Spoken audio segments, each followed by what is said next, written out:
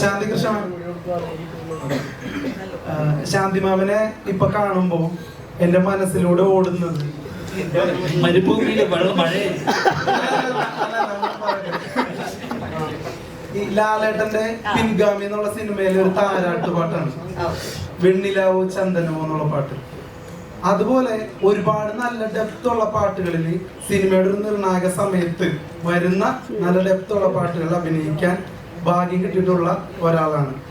അത്തരം പാട്ടുകൾ അഭിനയിക്കുമ്പോൾ, പ്രത്യേകിച്ച് നല്ല നല്ല പാട്ടുകൾ അഭിനയിക്കുമ്പോൾ ഒരു പ്രത്യേക ഭംഗിയുള്ളതായിട്ട് എനിക്ക് തോന്നിയിട്ടുണ്ട്.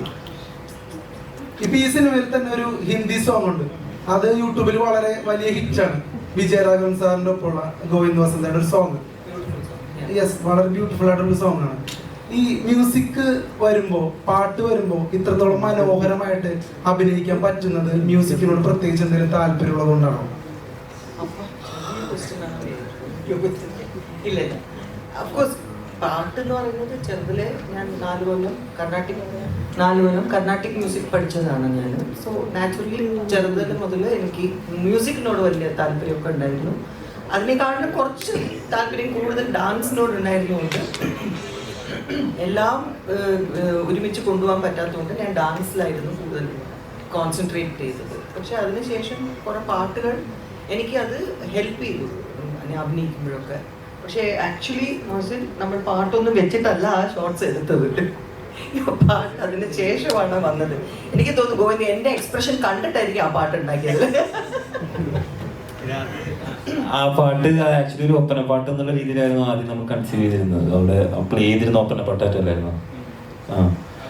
പിന്നെ അതിന്റെ ഫുട്ടേജ് കണ്ടപ്പോൾ എനിക്ക് ഭയങ്കര ഇമ്പാക്ട്ഫുൾ ആയിട്ടുള്ള ഫുട്ടേജ് ആയിട്ട് തോന്നി. അപ്പൊ അത് ഒപ്പന പാട്ടിൽ ഒതുക്കാതെ ഒരു പ്രോപ്പർ സോങ് ആക്കാനുള്ള ഒരു സിറ്റുവേഷൻ ഉണ്ടെന്ന് ഞങ്ങൾ ഡിസ്കസ് ചെയ്യുമ്പോൾ പിന്നെ അതൊരു ഹിന്ദി പാട്ടായി വരികയും ചെയ്തു. വളരെ ഒരു ബ്യൂട്ടിഫുൾ സോങ്. ഇൻഫാക്ട് നമ്മൾ കുറെ വീഡിയോസും പിന്നെ കണ്ടു. ഒത്തിരി പേര് ദേ ഹാവ് ലൈക്ക് റിയൽ ലൈഫിൽ അവർ അതിന് ഉൾക്കൊണ്ട് ആ ഒരു നല്ല ഭംഗിയുള്ള പാട്ടാണെന്ന് പറഞ്ഞിട്ട് ഹൗ ദേ റിയലി ആ മീനിങ് ഒക്കെ എന്താ പറയുക അവർക്ക് ഇഷ്ടപ്പെട്ട് ചെയ്തിട്ടുണ്ട് ആ വീഡിയോസൊക്കെ. സോ സത്യം പറഞ്ഞാൽ ഞാൻ ആ സമയത്ത് ഷോർട്സ് മോണ്ടാജ് കൊണ്ട് എടുത്തിട്ടേ ഉള്ളൂ. ഡയറക്ടർ ഞങ്ങളുടെ അടുത്ത് ജസ്റ്റ് ഈ മഴ ഉണ്ടാവും, ഇങ്ങനെ ഇറങ്ങണം, ഇങ്ങനെ അത്രയും സ്നേഹം ഉണ്ടായിരുന്ന ഉണ്ടാവുന്ന ഒരു കപ്പിളാണ്. സോ ആ ഒരു ദേവനെ മഴ കണ്ടിട്ടില്ലെങ്കിൽ കുറെ കാലമായി മറ്റു മരുഭൂമിയിലൊക്കെ വർക്ക് ചെയ്ത ആളാണ്. അങ്ങനെയൊക്കെ എക്സ്പ്ലെയിൻ ചെയ്തിട്ടാണ് മഴ വരുമ്പോൾ ഇങ്ങനെ കുടയൊക്കെ മാറ്റി അങ്ങനെ ചെറിയ സംഭവങ്ങളൊക്കെ ഞങ്ങളുടെ കുറെ എന്താ പറയാ ജസ്റ്റ് ഞങ്ങൾ ആസ് സീനിയർ ആക്ടേഴ്സ് എന്നാണോ എന്താണെന്നറിയില്ല, കുറെ ഒരു മോണ്ടാജ് പോലെ എടുത്ത സോങ് ആണ്. അവിടെ അതർവൈസ് സോങ്സിൽ ഞാൻ ആദ്യ വസന്തമേ പോലത്തെ പാട്ടുകളൊക്കെ വരുമ്പോൾ വീണയൊക്കെ വായിക്കുമ്പോൾ അത് I tried my best to see that ആ ഒരു കറക്റ്റ് ഇതിൽ നമ്മൾ ഫിംഗേഴ്സ് മൂവ് ചെയ്യുന്നു. കാരണം ഹൈ ശ്രുതി വരുമ്പോൾ നമ്മൾ ഇങ്ങോട്ട് പോയിടാതെ ഇങ്ങോട്ട് നോക്കണം എന്നൊക്കെ. പക്ഷെ ചില സമയത്ത് അവർ അത് പടം വരുമ്പോൾ അത് വേറെ മ്യൂസിക്കായിരിക്കും ഇടുന്നത്, അപ്പോൾ തിരിഞ്ഞു പോകും.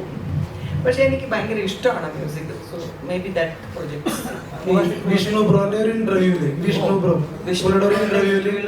മാം ഒരു പാട്ട് പാടി കേട്ടിരുന്നു, ഒരു ഹിന്ദി സോങ്, ഒരു പാട്ട് ഞാൻ ഈ അടുത്ത് കണ്ടതാണ്.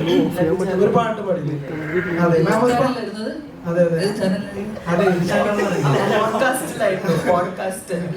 അതെ അതെ മാം ഒരു പാട്ട് പാടാമോ?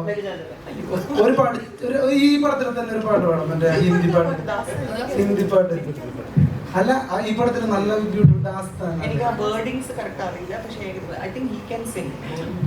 മാം കൂടി ചേർന്നൊരു പാട്ട്.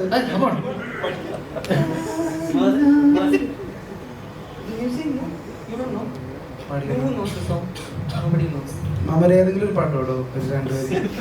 രണ്ടുപേരും അന്ന് പോഡ്കാസ്റ്റിൽ പാടിയ പാട്ടാണോ? അത് ഹിന്ദി പാട്ടാണ്. എല്ലാരും ചീത്ത വിളിക്കും ഹിന്ദി പാട്ട്. ഇല്ല പാടിക്കോളൂ.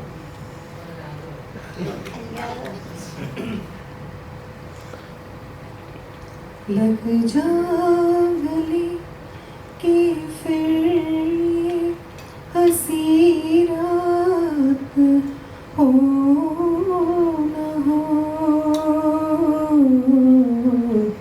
शायद फिर इस जन्म में मुलाकात हो न हो, लग जा गले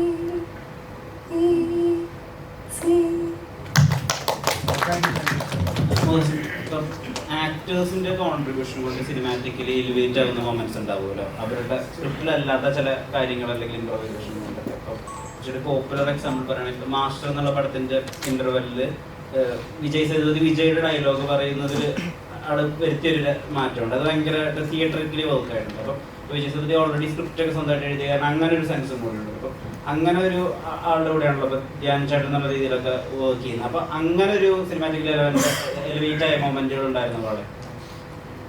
നേരത്തെയൊക്കെ ധ്യാൻ സംസാരിക്കുമ്പോഴും ലുക്ക് സംസാരിക്കുമ്പോഴൊക്കെ പറഞ്ഞു ഡയറക്ടർ പറയുന്നതിൻ്റെ അപ്പുറത്തേക്ക് ഒന്നും ചെയ്തിട്ടില്ല എന്നുള്ളത്. ആക്ച്വലി ഇവരുടെ അടുത്ത് എനിക്ക് പറയേണ്ടി വന്നിട്ടില്ല എന്നുള്ളതാണ് അതിൻ്റെ യാഥാർത്ഥ്യം. ധ്യാൻ ഫസ്റ്റ് ഷോട്ട് വെക്കുന്നു, ധ്യാൻ സാധനം തരുമ്പോൾ ഞാൻ കൺഫ്യൂസ്ഡ് ആവണം. എനിക്ക് വേണ്ടതിനേക്കാളും മുകളിലാണ് ധ്യാൻ തന്നിട്ടുള്ളത്. അപ്പോൾ ഞാൻ കൺഫ്യൂസ്ഡ് ആയി, ഞാൻ ഇതാണോ എനിക്ക് വേണ്ടത്. അപ്പോൾ ഞാൻ വീണ്ടും റീടേക്ക് എടുക്കുന്നു, പക്ഷേ ധ്യാൻ ഫസ്റ്റ് തന്നതായിരുന്നു എനിക്ക് വേണ്ടിയിരുന്നത്. അപ്പോൾ ധ്യാൻ പറയുന്നു ഞാൻ പറഞ്ഞതാണ് ചെയ്തിട്ടുള്ളത് എന്നുള്ളത്, പക്ഷെ എനിക്ക് ധ്യാൻ തന്നതാണ് ഈ സിനിമയിൽ മുഴുവൻ നമ്മൾ കണ്ടിട്ടുള്ളത്. അതുകൊണ്ട് തന്നെയാണ് 2 ദിവസം കഴിഞ്ഞപ്പോൾ ഞാൻ ധ്യാനോട് പോയി ചോദിച്ചതും ഇത്രയും പൊട്ടൻഷ്യൽ ഉണ്ടായിട്ടും എന്തിനാണ് ബ്രോ എന്നുള്ള രീതിയിൽ ചോദിച്ചിട്ടുണ്ടായിരുന്നു. അപ്പോൾ അത്രയധികം ഞാൻ ഈ ഗോവിന്ദനോട് ഇതിനിടയിൽ ഞാൻ സംസാരിച്ചിട്ടുണ്ടായിരുന്നു. എനിക്ക് പേടിയായിരുന്നു ധ്യാനിന്റെ ഈ നെഗറ്റീവ് ഷെയ്ഡ് മാറിയിട്ട് ആളുകൾ.